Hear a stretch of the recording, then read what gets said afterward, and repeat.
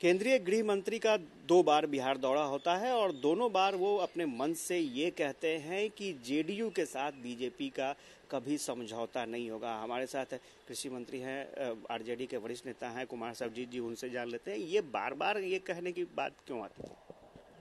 देखिए वो क्या कहते हैं उनकी मैं चिंता नहीं करता हूँ। मुझे बस चिंता इस बात की है कि देश को कैसे बचाया जाए।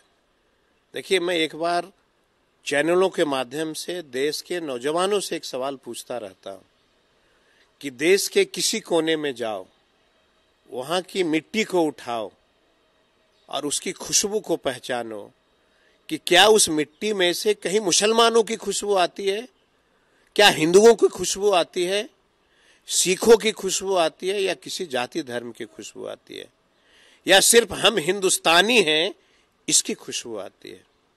धर्म के नाम पे देश का चाहे कोई भी लीडर हो, धर्म के नाम पे राजनीति देश हित के लिए अच्छा नहीं है। युवाओं का रोजगार, देश की तरक्की हर लीडर की यही जिम्मेवारी होनी चाहिए। तभी न देश बचेगा, तभी न देश चलेगा।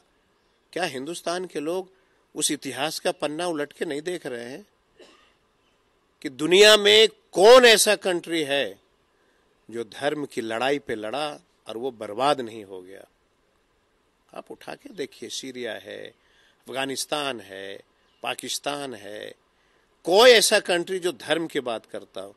जापान को सुना धर्म के नाम पे बात करते हुए? Australia, Denmark, America, London, France, ये सब धर्म की बात नहीं करता है, देश की बात करता है। इतने बड़े संवैधानिक पद पे बैठ कर के आप कहते हो उल्टा टांग देंगे, किसी को कहते हो चीड़ फाड़ देंगे, ये अच्छा संकेत नहीं है देश के लिए। और इतनी बड़ी मैंडेट अगर आपको देश के जनता ने दिया है तो देश के लिए काम करना होगा। धर्म के प्रचार कौन होते हैं? ये साधु संतों का काम है ना। धर्म का प्रचार कौन करेगा? हम सिर्फ देश की तरक्की की बात करेंगे, हम देश कैसे आगे बढ़ेगा उसकी बात करेंगे। और अगर देश में और खास करके हमारे राज्य में कोई गड़बड़ करेगा तो सरकार उसको छोड़ेगी नहीं। इतनी अच्छा होता कि देश के गृह मंत्री आके ये क्या संदेश देते कि जो दंगा करोगे कानून अपना काम करेगा।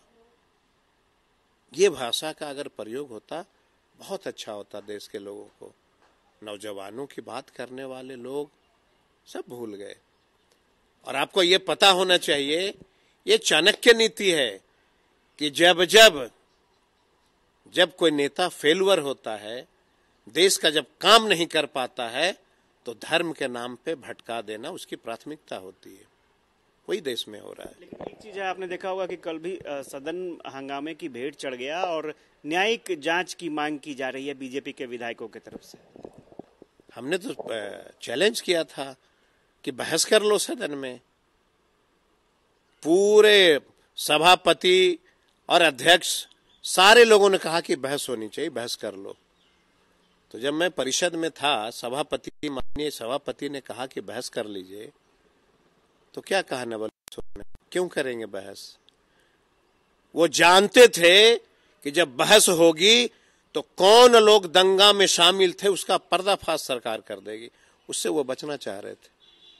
विधानसभा में यही कहा कि बहस कर लो, हम जवाब देने के लिए तैयार हैं। अब का मामला देखे थे, कहा कि भाई बिहारियों को ऐसा पर्दाफाश हो गया ना, आने वाला समय में इस दंगा में कौन कौन लोग शामिल थे उसका पर्दाफाश होगा और इन लोग जो है सर छुपाए नहीं छुपेंगे, भाग खड़े होंगे। आने वाला समय आने दीजिए, देख लीजिए। तो बड़ी बात सामने आ रही है और चूंकि पूरे मामले की जांच भी हो रही है और बिहार सरकार अब उन लोगों के चेहरे भी उजागर करेगी जो इस पूरे अफवाह फैलाने में और जो भी परिस्थितियां बिगड़ी, माहौल बिगड़ा, उसमें जो भी लोग शामिल थे उनका चेहरा सामने आएगा। कैमरा पर्सन श्याम के साथ आशुतोष चंद्र, कशिश न्यूज, पटना।